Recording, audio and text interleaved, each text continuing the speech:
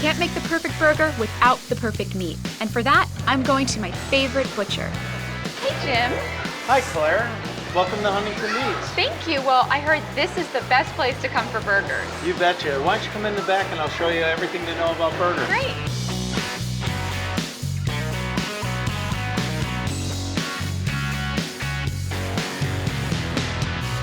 You guys are the epitome of a local butcher shop.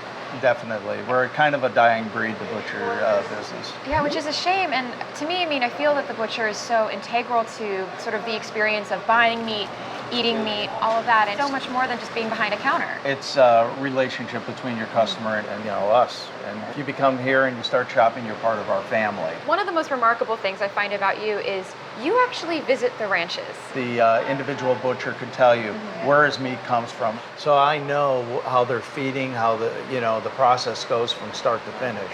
It's California, we're local. It's 80% grass-fed, and it's 20% grain-fed. And they analyze all the feed. I can tell you for a fact that it's residue-free, what they call. There's no pesticides, and there's no other animals being fed into the system. It's a real clean product what I sell, and we really stand behind it. It's basically what the animal eats, that's what we end up eating as well. That's right. Yeah. What goes into a hamburger? I see a big spread right in front of us. Well, let's talk about meat. Yeah. Let's start off that way. This is what they call a flat. It's also off the bottom round. This is a top sirloin for our extra lean.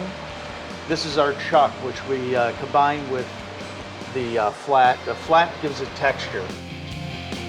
By combining the 3 cuts of meat, Jim creates 3 different blends of ground beef: lean, extra lean, and my favorite, the burger blend.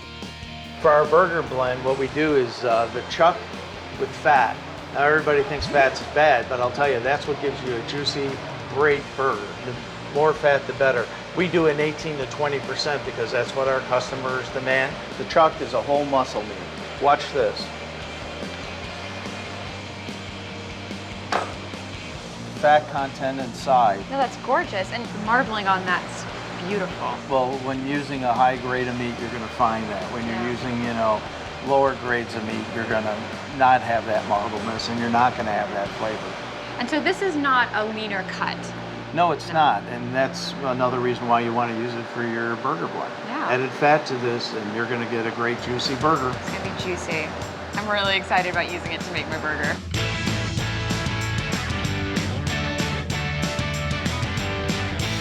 So this is the grinder. This is the grinder. What we're doing here, we have the chuck. We're going to make your good burger blend for you. Ooh, I can't wait. Why are we in a freezer? Freshness. Discoloration would happen if you're in a warm environment and the meat kind of start going bad, and you got to keep it cold as possible. It's 38 degrees in the cooler continuously, and it just makes it a great burger. We're going to be mixing up the fat a little bit before I put it into the grinder, and then pretty soon we'll have your burger blend that you're looking for.